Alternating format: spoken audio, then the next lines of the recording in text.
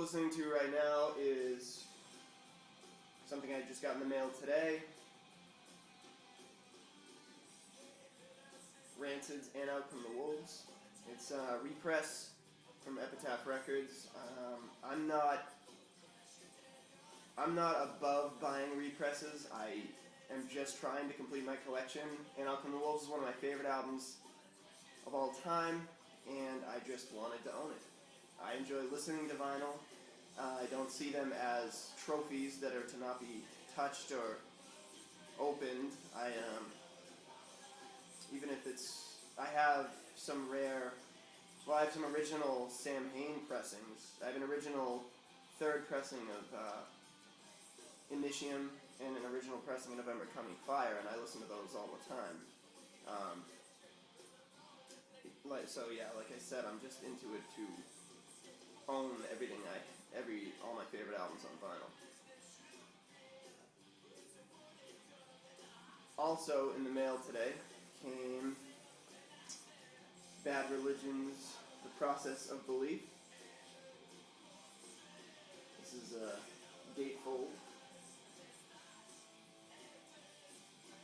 My friend told me that it's not a repress, it's an original because it's still somewhat recent, so they have the original pressings in, or I don't know. I don't exactly know how that works, but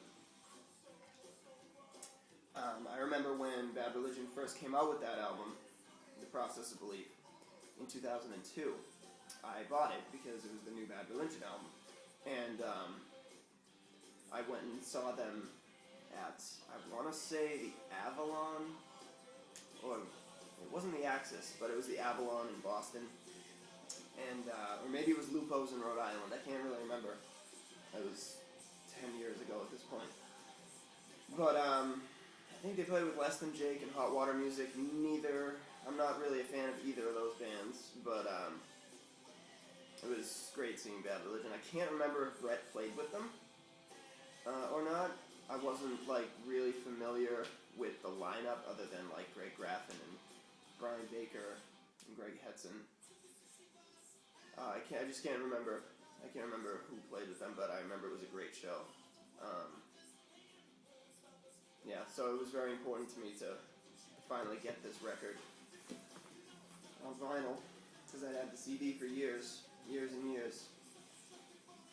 And now that I have been living in this apartment for, I think, going on 3 years now, or a little over 2 years actually, I have enough space to start collecting seriously. So I'm just gonna one by one start building up the foundation of all my favorites, and there's still so many more that I don't have, obviously. This also came today. Bad Religion's self-titled debut 7-inch on gray vinyl. This is also a repress.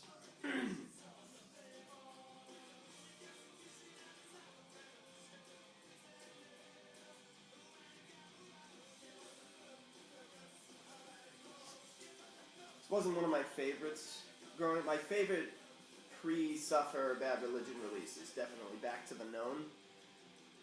But from what I'm told, that goes from anywhere from $50 to $100 on eBay for an original, and like I said, I'm into it to own the music on vinyl, but I also don't have a lot of money to be spending on. I don't have $100 to spend on a 7-inch.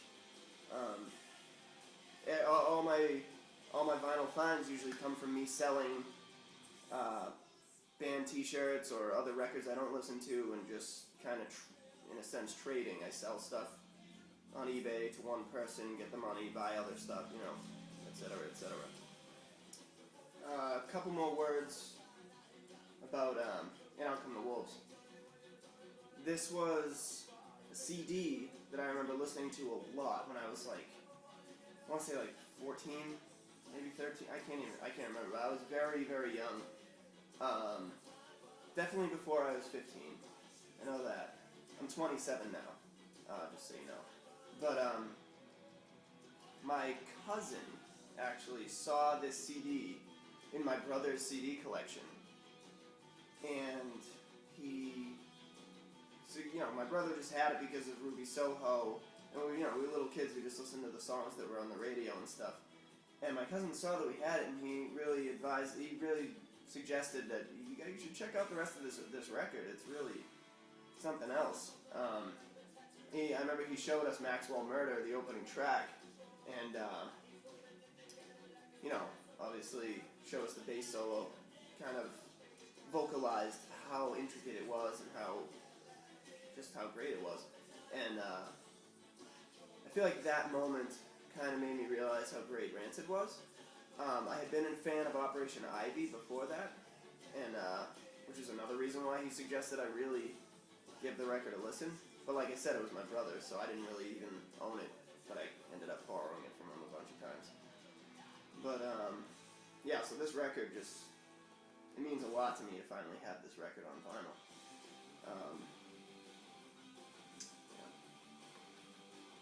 I feel like owning albums on vinyl is the definitive I own this album, because it's just the artwork's huge.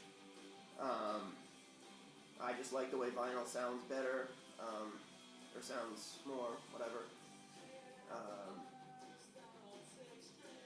The only reason why I ever collected CDs, I have over 500 CDs in this apartment here.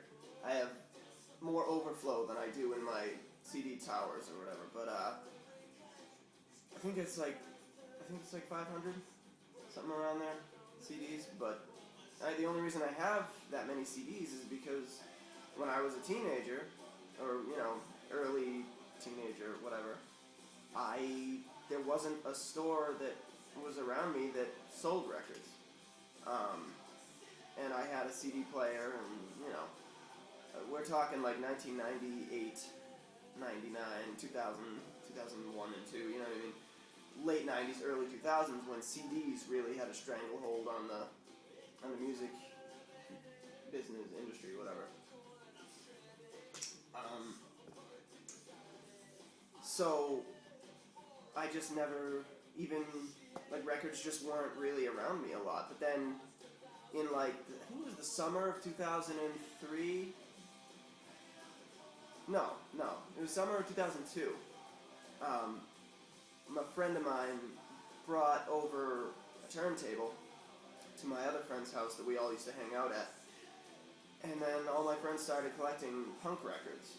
And we'd spin Rancid, Ducky Boys, and, all kinds of, the Unseen, all kinds of, local punk bands from Boston. And, so that was, the most recent, that was, when vinyl really started to seem cool to me again, was when it was available. When I could actually play it, listen to it, collect it, hold it. Because before that, the only way I ever could get a hold of music was if I'd go to the local Strawberries and paid $16, $17 for a Black Flag CD or something. Ridiculous.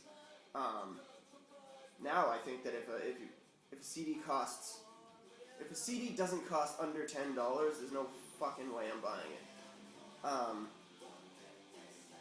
Unless it's something that is just not available on vinyl and I really love, there's always exceptions. This is my record storage unit. It's the Expedit from IKEA.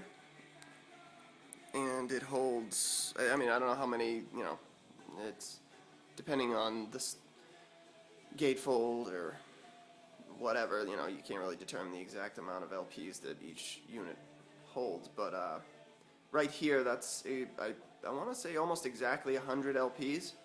So, roughly 50 or 60 per square, and there's 2, 4, 6, 8 squares.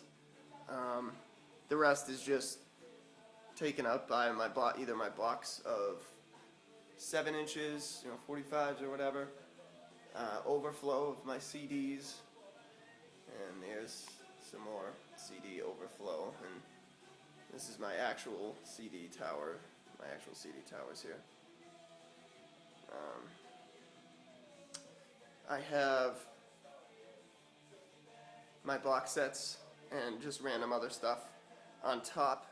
I want to say a short-term goal of mine, or a couple short-term goals of mine, is my birthday's coming up on March 3rd, and I'm going to be 27, and I usually get a little, small sum of money from grandmother, parents, etc. I'm thinking of investing in the Audio-Technica LP 120 turntable.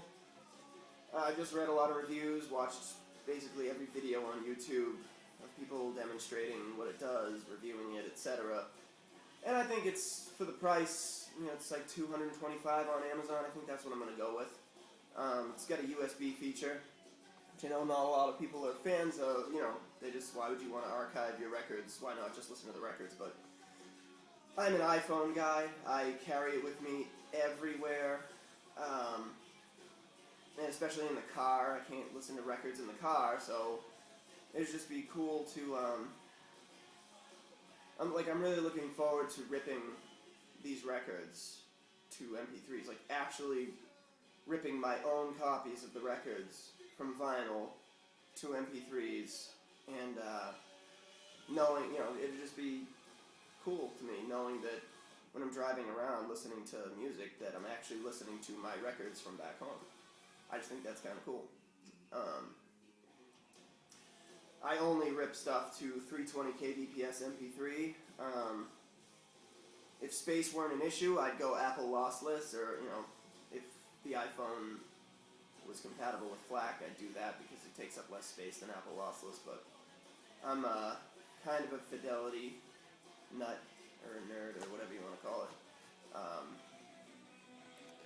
This is my setup here. Nothing impressive. Obviously, it's very, very shitty, actually. I just have an Ion portable USB table. I got it for like $99 at Newbury Comics a couple years ago. December of 2008, actually. So this thing's actually lasted me a while.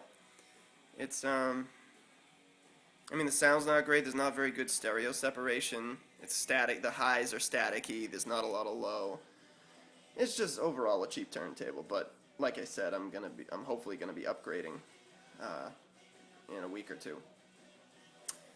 And this is the system I listen to. Since there's a preamp built into this, I don't have a receiver or anything set up for it. But this is my, I think it's Bose Lifestyle. I have a speaker here, and I'm listening to music in surround sound, I guess. Got a speaker here, speaker there, embedded, in the middle of my CD tower. The CD up in the right corner, and here we are back to the center above my entertainment system, and down here is the subwoofer. So yeah, I guess this has been my introduction to the YouTube vinyl community. I've seen a lot of videos, and I only own like 100 LPs and like a crate full of, like a little box full of 45s. But I'm trying to, now that I have the means to collect and the space and everything, I'm hoping to expand upon that. So. Thank you. See you.